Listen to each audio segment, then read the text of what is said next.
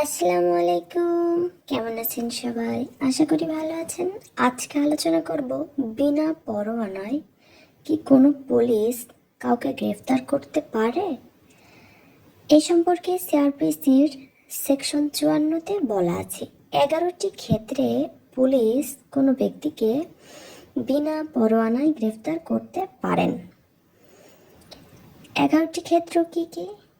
পুলিশের সামনে যদি কোনো কগনিজেবল অফেন্স ঘটে, সন্দেহ আছে কগনিজেবল অফেন্স করেছে, যার শাস্তি 7 বছর প্লাস জরিমানা হতে পারে। পুলিশ বিশ্বাস করেছে বা পুলিশের কাছে বিশ্বাস করার কারণ আছে যে ওই ব্যক্তি অপরাধটি করেছে। এক কথায় পুলিশ যদি স্যাটিসফাইড থাকে, যেমন তদন্তের জন্য তাকে আটকে রাখতে পারে।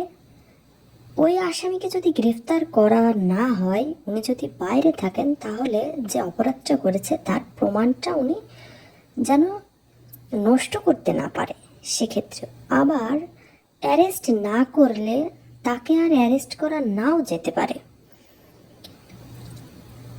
আরেকটা পদ্ধতি হলো ঘর ভাঙার সরঞ্জাম যদি তার নিকট পাওয়া যায়, ওই ব্যক্তি যদি প্রোক্লেমড অফেন্ডার হয়ে থাকেন, ওই ব্যক্তির কাছে চোরাই মাল যদি পাওয়া যায়, পুলিশের ডিউটিতে যদি কোনো ব্যক্তি বাধা দেয়, তাহলে পুলিশ বিনা পরোয়ানায় ওই ব্যক্তিকে অ্যারেস্ট করতে পারবে।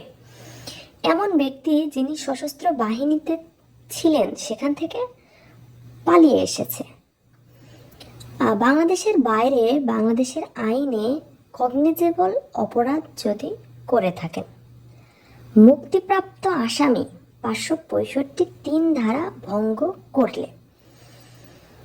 আবার লাস্ট পয়েন্টটা হলো কোনো পুলিশ অ্যারেস্ট করার অনুরোধ যদি করে থাকেন।